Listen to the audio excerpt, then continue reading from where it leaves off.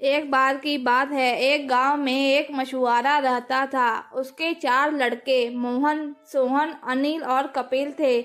मछुआरा नदी में जाकर मछलियां पकड़ता था और उसको लेकर जाकर मार्केट में बेच देता था, जिससे उनके खाने का गुजारा ही केवल हो पाता था। एक दिन मछुआरा अपने चारों लड़कों को बुलाता है और कहता है, बेटो, अब तुम बड़े हो चुके हो। मेरे पास तुम लोगों को देने के लिए कुछ भी नहीं है। इस मछुआरे के काम से ज्यादा कमाई नहीं है। तुम शहर में जाकर कोई कमाई का हुनर सीखो और जिससे तुम कमाई करो। अपने पिता की यह बात सुनकर सभी भाई मान गए। अगले दिन शहर के लिए चल दिए। थोड़ी दूर जाने पर उनको 4 रास्ते नजर आए। उनमें से बड़ा भाई बोला, हम सबको इन अलग अलग रास्तों पर जाना चाहिए और 4 साल बाद हम यहीं पर मिलेंगे। सभी भाई इस बात को मान गए और अलग अलग रास्ते पर निकल गए। मोहन जिस रास्ते पर गया था, उसको कुछ देर चलने पर एक व्यक्ति नजर आया, जिससे मोहन ने बात की।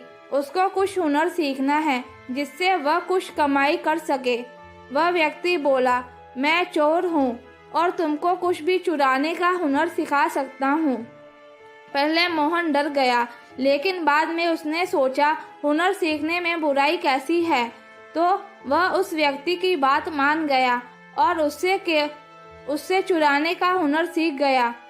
कुछ समय बाद वह इतनी सफाई से चीजें चुराने लगा जिससे किसी व्यक्ति को कुछ पता भी न चले।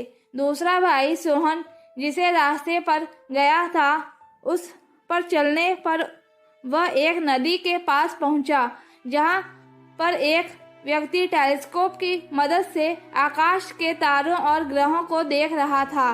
सोहन ने उस व्यक्ति से हुनर सीखने की बात बताई। वह व्यक्ति सोहन को टेलीस्कोप से तारे, ग्रह को देखने का हुनर सिखाने लगा।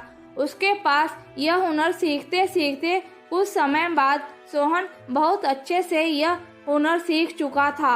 जाते समय वह व्यक्ति को ऐसा टेलीस्कोप देता है जिससे धरती और आसमान की दूर की चीजें साफ देखी जा सकती थी। तीसरे भाई अनिल को रास्ते पर आगे जाने पर एक शिकारी नजर आया। अनिल के कहने पर वह उसको यह हुनर सिखाने को तैयार हो गया। काफी मेहनत के बाद वह धनुष तीर की मदद से किसी भी निशाने को भेदने में कारगर हो गया। जाते समय शिकारी ने अनिल को तीर और धनुष दिए। चौथा भाई कपिल जिस रास्ते पर आगे गया तो उसको एक घर नजर आया जिसमें एक दर्जी कपड़े सिल रहा था।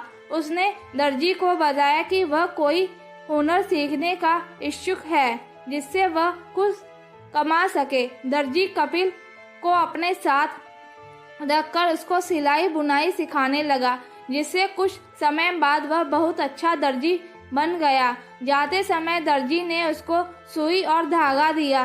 4 साल बाद सभी भाई उसी रास्ते पर एक साथ मिले और अपने घर गए। घर जाकर सबने अपने पिता को अपने अपने हुनर के बारे में बताया। उसने उन सबके हुनर को जांचने की सोची और वह सबको लेकर एक पेड़ के पास लेकर गया, जिस पर एक चिड़िया ने अंडे दे रखे थे और वह वहीं बैठी थी। उसके पिता ने अपने दूसरे लड़के सोहन से पूछा, देखकर बताओ कितने अंडे हैं। उसने टेलीस्कोप निकाला और बता दिया कि वहाँ 5 अंडे हैं। फिर उसने अपने पहले लड़के मोहन को बोला, जाकर अंडे लेकर आओ, लेकिन चिड़िया को पता नहीं चलना चाहिए। उसने ऐसा ही किया। वह बड़ी सफाई से अंडे लेकर आया।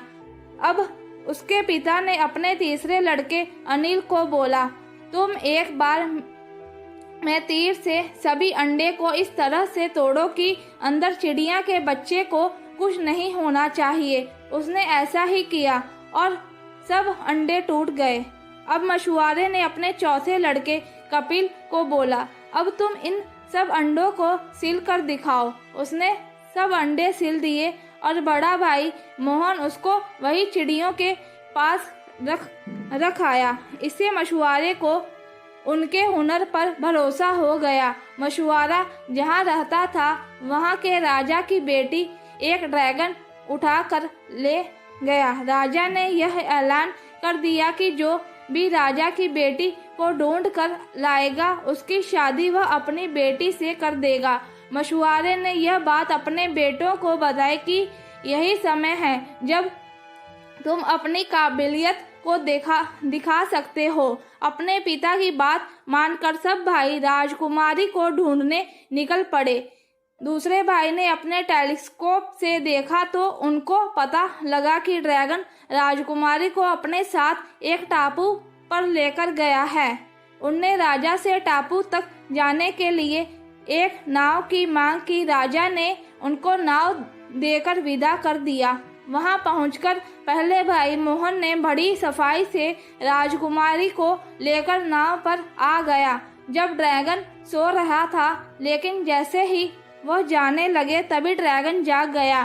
फिर उनके पीछे आकर उनकी नाव पर हमला कर दिया, लेकिन तीसरे भाई ने अपने तीर से ड्रैगन को मार दिया।